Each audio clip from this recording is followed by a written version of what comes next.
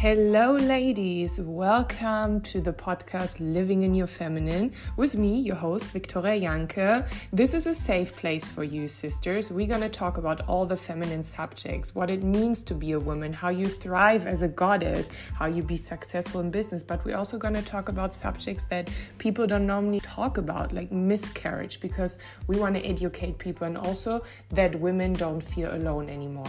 I have amazing experts who are going to give you so much value. So get a cup of tea and let's go.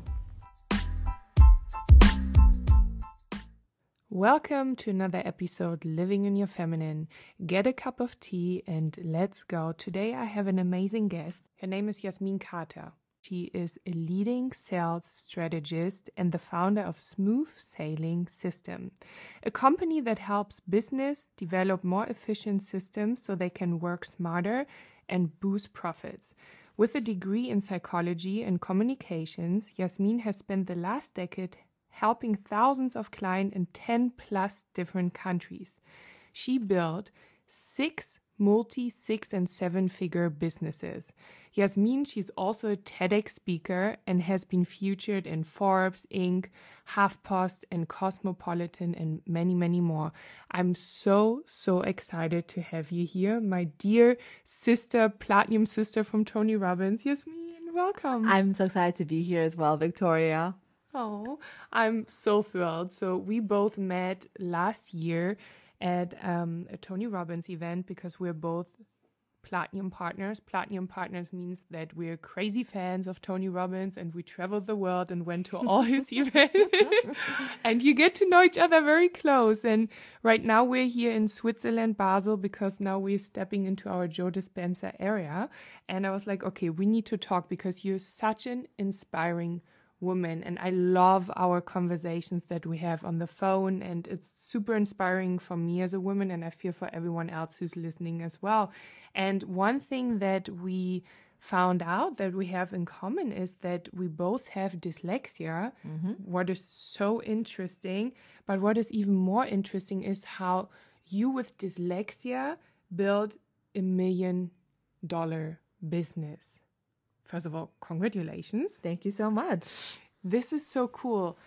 I have a few questions. So the first question is, when did you find out that you have dyslexia? Like, how did it show up with you? So, like, now people know what it is, but I actually only found out when I was 21. And I just, for a long time, thought I was just stupid. Because I would do things and it would always be wrong. And I would like try so hard to focus. And no matter how much I focused, it just never worked out because I would look at things and it did not write out. It never looked the way that I saw it. And I remember like having like everything I was doing, I'd have to ask someone to like review it and to give me feedback because the first time was never good. And some of my friends that I had like were like, the first time I did it was perfect. So it was constantly realizing, okay, well, it's never going to work out the first time, which ended up becoming a powerful gift of not like giving up because I just had to keep on trying. And also not to be afraid to ask for help because I was going to mess up anyway. So I might as well ask people who could like give me a different perspective and not being upset about get that perspective. Wow, this is so interesting. Because when so you were 21, I found out that I had dyslexia when I was 7 years, when I actually went into school and I couldn't write. I even had problems with speaking, and they were like, they sent me to like, I don't know what it was, like a doctor or something. And then for the assessment. Yes, yeah. Right. And then they found out, and then I went 2 years in a special class for children who have the same. And wow. So how was it for you in school then? Because I always felt that I'm different when I was back in my normal class. And I felt also very frustrated because, you know, you try to read and to write and it's just not coming together. And then you see the other kids like writing and reading and you feel like I felt very different. Like, how was it for you? Especially you were 21. So you basically went your whole school with dyslexia. Did you like graduate? I graduated. And I was always like, not like a smart student. I was like always like an average. Like I was always a B. Like I would get by, but it would take so much harder to get by than people who didn't do anything. And I remember in university, like I also realized that like a lot of it was my story that I told myself. I was like, well, I'm not that smart anyway.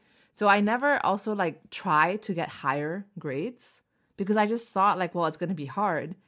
And in university, I joined the student organization called Isaac. And when I was part of the student group, I started taking up leadership roles, and I started to like have to prioritize what had to get done. And as a result of like being in an environment, starting to believe in myself, to start to realize, oh, wow, I can do things, I started to learn different ways of how to even like learn. And at the time I learned mind mapping. And that for me, like visually made so much more sense than writing stupid notes the way that it was taught how to do. And I remember like one of the terms, I actually was on the dean's list. So it went from like being a B student to being on the dean's list just because I learned how to use was my strength and how I looked at things. And I was in an environment that was more empowering, where like people around me saw things in me that I couldn't see in myself. And then all of a sudden my grades changed and I realized, oh, okay, like that's an interesting way of looking at the world. And how much of that, which I'm still learning every time, I'm like, oh wow, like I still think that I like, even though I've achieved so many things, I'm like, oh, but like that's cool. And someone's like, but you could be doing this. And I'm like, oh, I never saw that possibility for me. Wow, this is so interesting. Also what it does with the beliefs, right? Tony Robbins talks about it, the beliefs that can change like your whole life. So in the beginning you think like, why is it so easy for them and it's so hard for me? But then you're shifting your mindset. And I'm curious, so what did you do then? Like, give us the tips how, like, you have $1 million business. Like, this is amazing. Also, you being a woman doing this is so inspiring, even, for me and for everyone who's listening. So what do you, like, how do you use your dyslexia? Because people also say people with dyslexia, that's like a gift as well, because we're very creative. 1,000%. Yeah. I think that the key thing is like a lot of times, like actually what's really sad is only about 2% of all businesses will hit the $1 million mark. And it's even lower, I believe, in women, right? And I think the problem with like in terms of growing a business, you can get to like 6 figures as a 1-person show. You can even get to multiple 6 figures as a 1-person show. But at one point, what is the difference between a 6 or 7-figure business is systems and its team. You need to be able to like bring in people that can help you with stuff. And I think with dyslexia, just because there's things that are naturally not my strength, I don't have an issue letting go of that. Like once I learn about systems and processes, I'm just like, does it make sense for Yasmine to be doing that? And that's actually one of the gifts that I have. And when I work with businesses, like I help them understand, like, hey, just because you can doesn't mean that you should. And because of the dyslexia, I take the things that are very complex and I simplify it. And I did it first for myself because everything was complex. So I had to simplify it. And now when I work with clients, I do the same thing. I take things that are so complex, things that like, oh my gosh, it will never happen. And then I help them realize, but could there be an easier way to do it? Like one of my clients, she is like a top 10 TED speaker. Like she's one of the top viewed speaking. She's like 15, 18 million views and like a beautiful, amazing, talented soul. And she like works with corporate clients and she always feels overwhelmed by it. And when I looked at her process, I'm like, but we can get this off your plate, this can be a template, this can be standardized. And as a result of it, like her 1-year goal, she achieved in 4 months. And that's because of the power of looking, I'm like, is this complex? How do I make it simple? And how do we get people on your team, whether we have to find them or we have to train them, to free up your time so that you can be in your power? Wow. Okay, this was a lot of beautiful nuggets. First of all, you don't have to do things alone. Like get a team, get someone who supports you. We talked about this in the other episodes as well. And again, so this is your sign to really get a team. And then I love that what you said about simplifying things, because with dyslexia, a lot of things, like it feels a lot like a little bit of in German we say a Wirrwarr. It's a lot of like crazy words and all like, and you feel like, oh my God, your head starts to hurt with it. But then once you simplify it, it makes sense. And that's also what we learned in school. So this is super, super interesting. And I'm learning from you right now, because I'm a crazy artist, right? I still have this craziness going on. And last night we were talking and you were like, let's do an Excel sheet. Let's just simplify it. And you showed me the numbers and you told me what we can do. And I'm like, oh my God, this actually is easy. I can do this. This doesn't need to be so complex. And I feel like this is something in life that a lot of, especially women, do. We do things like too complex, right? Like Tony says this as well. Complexity is the enemy of execution. So if we think too complex, we're not going to the goal that we want to go, or we stop ourselves because we get overwhelmed. So do you ever get overwhelmed, and what do you do if you do? Yeah. So I love that question. And I'm human. So obviously I do get overwhelmed. But I've also been working on seeing where that overwhelm comes from. And for me personally, the overwhelm comes from a lot of fear and a lot of links to not thinking I have enough time, not feeling that the things that I want to have, I can achieve. So a lot of it is actually nothing to do with overwhelm. Overwhelm is just a overachiever's way of saying I'm afraid. Because the truth is I'm overwhelmed because I'm not taking decisions that will help me move forward. And if you want to be a leader, whether it's in your own business or in a big company, what you need to do is to make decisions. You get paid by being decisive of the action moving forward. And at least for me, for a very long time, the overwhelm came from not deciding, from questioning, am I worthy? Can it work? By questioning, is this going to work out for me? By questioning, what to prioritize first. Because sometimes we say everything's important, but not everything is important, because some of the tasks that we're doing will not make the boat go faster. We're just doing things for doing things' sake, and that's very different than doing something because we actually want to move in the direction of our dreams and where we want to go.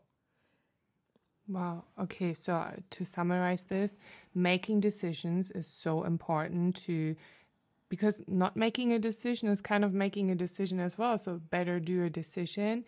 And then overwhelming comes from, from not making a decision, right? And also from then the beliefs that pop up, the limiting beliefs. So this is super this is so powerful. I'm so excited that you're here.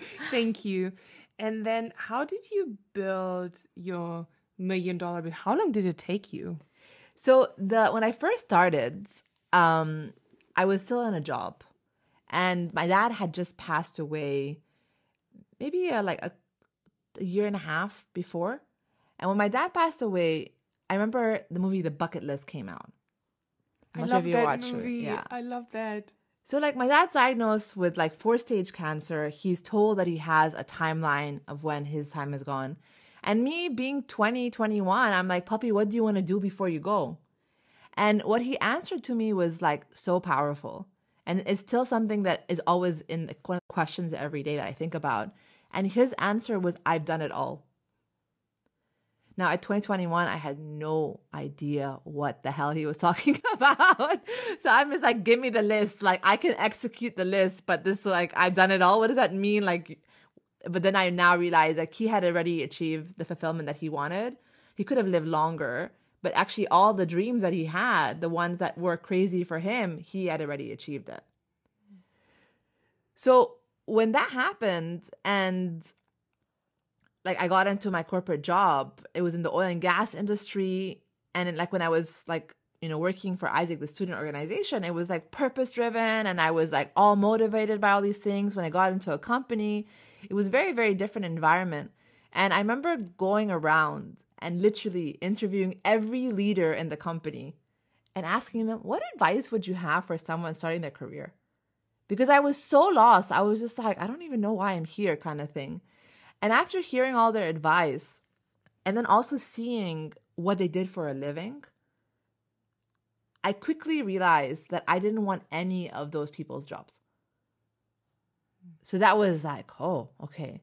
Because the question I was asking is, have I done it all? Like, if I had to ask that question, if the final day comes to me and I have to answer that question like my dad asked, I'm like, could I say it? And I couldn't say it.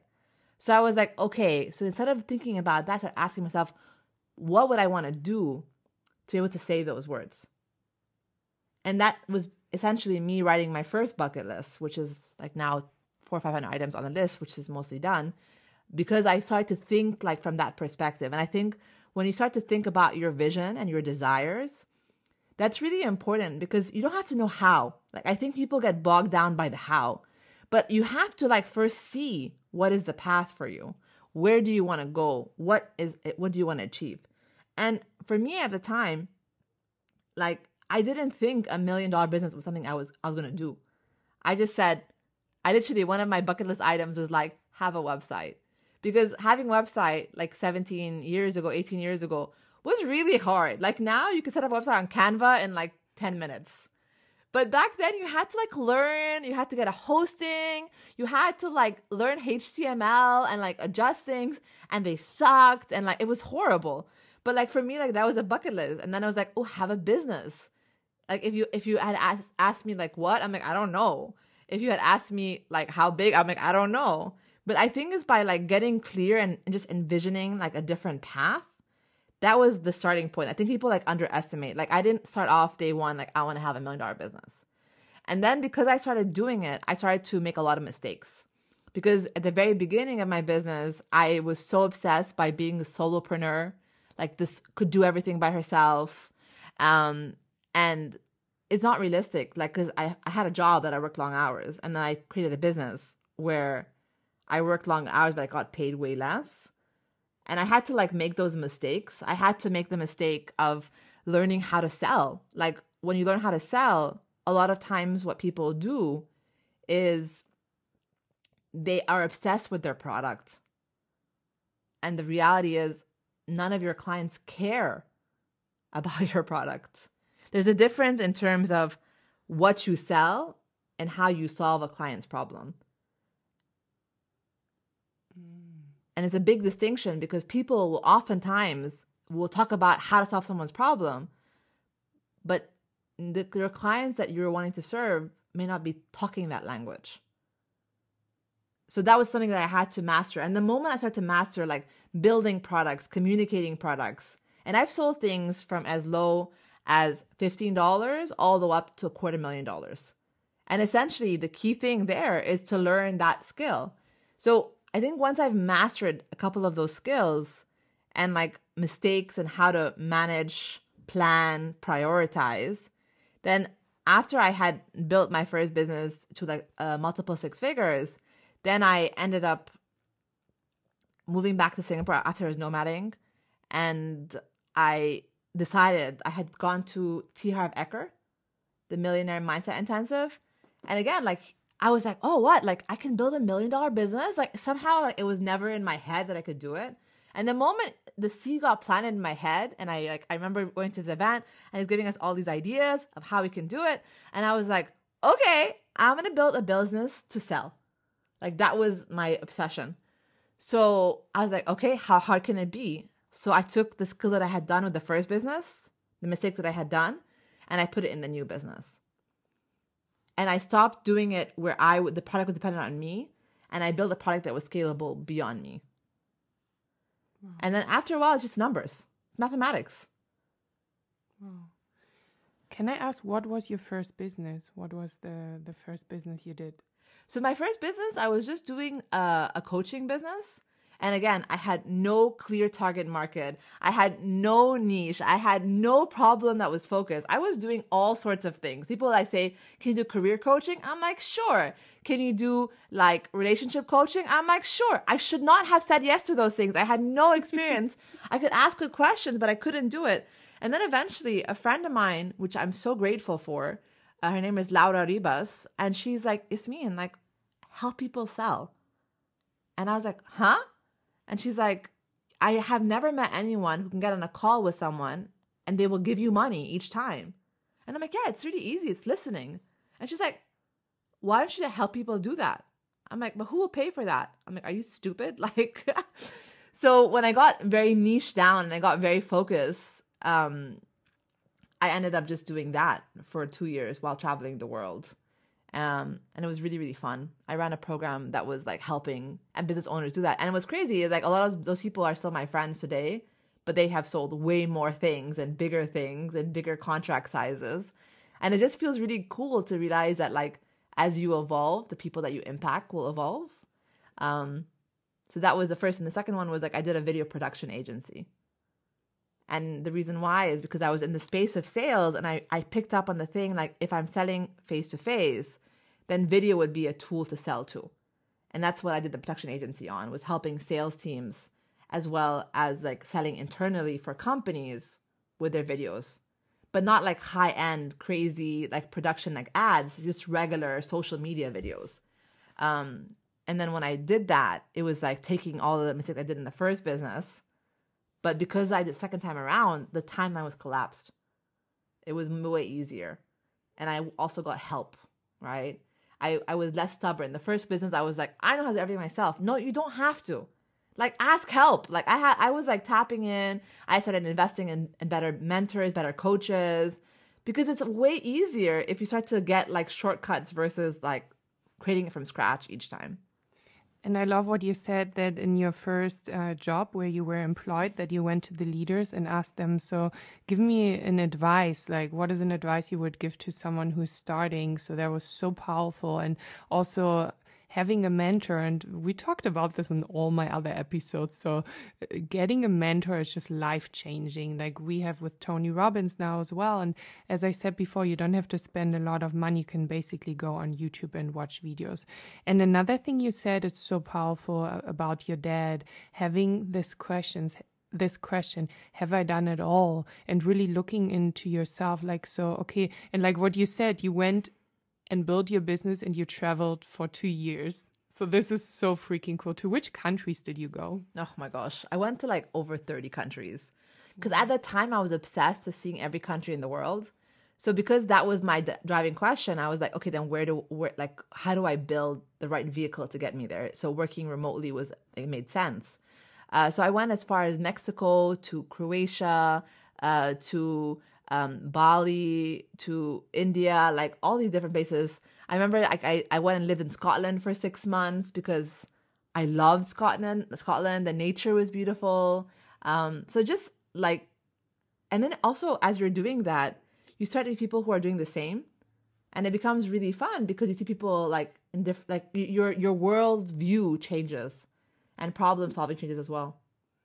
So powerful. I mean, I'm a nomad right now as well. I don't really have a home or something, and I'm working and I'm traveling and I'm interviewing these amazing women like you. And we're in Switzerland right now, sharing the hotel room and sitting in front of this microphone. It's so cool. I'm so inspired. I'm like, oh my God, I want to do like all these things now. And I have a question. So if you can give the listeners, because you said you interviewed the leaders and you a leader, like a feminine leader, what would be one tip you would give the women out there? I think a lot of times people spend so much time comparing themselves to other people. And instead of following someone else's path, someone else's aspirations, I think it's more important to get really clear, like what is important for you. Because I don't live in a world where there is right or wrong. I live in a world where I question, does it serve where you want to go? And, your vision, it might change. You might say right now, if you are, young, you might be like, I just want to like have work that's fulfilling for me. That's great. You might at a season choose to have a family or have already a family. And then your question is like, how do I serve, like giving my life, my family, as well as my work, the time that it needs. And you might be at a season where you're like questioning, like, actually, I've done and I've achieved things, but how do I have more fulfillment in it? So I think the more important question here is to go in and ask constantly, like, what do I desire? What is my answer for have I done it all? Because when you get specific, when you get intimate with that, it's very different because the questions you're going to ask and how to get there will be very different. And if you're not sure and you're like borrowing people's ideas, then you're going to be confused. You're going to feel frustrated, and you're going to think like, why isn't it working for them and not for me? But actually it's because it's what they want. It's not 100% what you want. Wow, so powerful. And I feel a lot of times, especially in our society, we as women, we compare each other. So we go on social media and we think we need to look like this woman, or we think we need to be like doing this in business like a man. So we're very comparing, and that's why also there's then jealousy.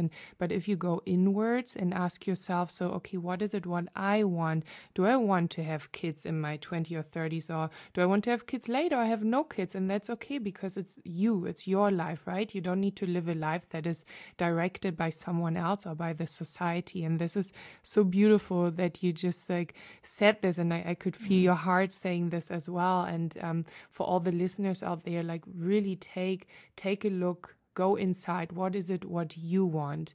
Like listen to your heart, touch your heart when you ask yourself that. And I also believe, because that's another question I have, when you said don't get obsessed with your product, right? Get obsessed with your client. And I believe once you realize what you want, then is there a way, like how did you find out what your clients really want? Do you do like a technique or something? Yeah. Is there anything you can share? So for me, like I developed this method called the audience psychology map. And essentially when it comes to understanding our customers, like people typically would just say, oh, what do they want? Like, let's say, for example, you help someone lose weight. Okay, I want to help them lose weight. Cool. But that's just one thing. That's a tangible 3D version of the world. But I like to go a little bit deeper. I like to go like, actually, what are they fearing? Like in their internal world, like what for them is like the worst case fear? Like, what does it look like for them? And the moment I get familiar with that, and sometimes you don't know, you have to actually ask them, right? Like, it's not you're gonna assume what it is. But the more you start to ask them, you get to discover some patterns with the buyers that you're working with. And once you have an idea what their fear is, then you want to understand, okay, now we understand what's not tangible, what we cannot touch, what's in their head. We want to understand what's happening in the 3D world. Like, what is the failure? If I don't lose weight, then what, right? If I don't lose weight, that means what in the real world? I will not be blah, blah, blah, whatever it may be for them. And then once we've done that from that component of like the dreads that they have in their life, both internally and externally, then I want to get to a place where I understand their dreams. And all that the dreams are, we're flipping it around. If someone says, my failure is I look bad in videos or interviews because I have like a podcast like Victoria, then the dream would be like, I look good and I feel in my power when I'm interviewing people that I want to interview, right? So all you want to do is like flip all the dreads into the dreams on both the tangible and the non-tangible. Because when you do that, you show up with a level of compassion that the person in front of you is experiencing so much pain. And for me, all a business is that you're helping people solve problems. And it's a beautiful gift. Like the fact that as a business, you get to do that, you get to get rewarded by helping someone, all their pain go away. It's like something that like is a privilege to get to do. And I think people forget that. And because there's so much time spent in like operations or spend time in their head or spend time struggling as a leader, which these are skills that, at least for me and my team, we train our clients on how to do. But in the end, the first thing is to realize as a business, it's an honor. It's an honor to help someone see the world differently. It's an honor for them to solve their problems in a way that hasn't been done before. And then that's a beautiful gift.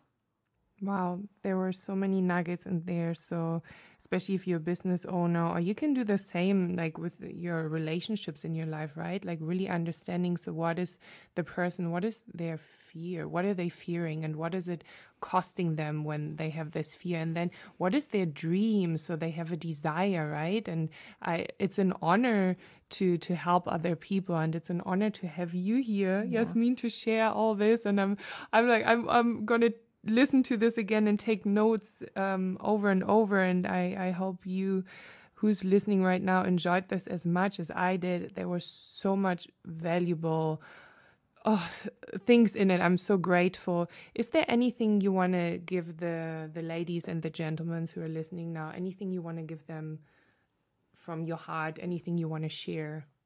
Yeah. So I'm going to give two things. Yes, The first thing is like a final message, just to kind of, as you're doing whatever journey, wherever you are, whatever chapter you're on.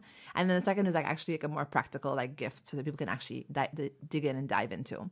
So the first thing is this. This is a journey. It is not a checklist item. It is not, I have finished. And as you're going through the journey, you're going to find there will be storms someday. You will also find that there will be good days someday. You will also find that you cannot see in front of you some days. And as you're going through whatever storm that you're going through, be kind to yourself. Because a lot of times, if you were not going through this journey, you would be staying exactly where you actually are. And that, I feel, is oftentimes a loss. So that's from the one note component. But from a second one, if you are a business owner and you are feeling frustrated by the fact that your business is not giving you the freedom or the time or the profits that you want, and you feel really stuck and you don't know how to see things differently, and you would like some help around that, then we are having a webinar coming up in a couple of weeks where we're going to be diving into the 5 common mistakes that help, like basically the chokehold for business owners, and also the 4 different levels in terms of how to elevate it and what to have in place in order to free up your time so that you can have experiences like my client Mariana, who achieved her annual goals in 4 months, and to be less stressed as you're doing it. Because I think sometimes people underestimate, like, if you are not, like Victoria, like an artist, and you're great at that, you may not be able to put like the management hat, the operationals hat in place. And as a result of that, your business will be stuck because you haven't actually put those things in place. So the link will be also below, I assume. It will. And just also connect with me. Reach out to me. I'm on Instagram and I'm on LinkedIn. I'm more active on LinkedIn. And I'm happy to help answer any questions as you're on this journey. And just, again, be kind to yourself. I love that. Be kind to yourself. It's also very feminine to nurture yourself and like give yourself a hug. Or what I sometimes do when I achieved something, I'm like, patting myself. I'm like, I'm so proud of yourself. Or with my girlfriends, like with you, we celebrate each other. That's another thing, celebrating and being kind. And I will link Yasmine's link here, and you should definitely check out her workshop and what she's doing. She's an incredible, inspiring woman. I'm so grateful to have her in my life, to call her my friend and my sister. And I thank you so, so much for your time. Thank you for having me. It was a pleasure. If you like this episode, please rate, subscribe, and share with other women. Let's create a community of women living in their feminine and supporting each other. If you want to stay connected with me, you can come and follow me on my personal account at victoria.jankel. Until then, I see you next Thursday. Be thriving, goddess, and live in your feminine.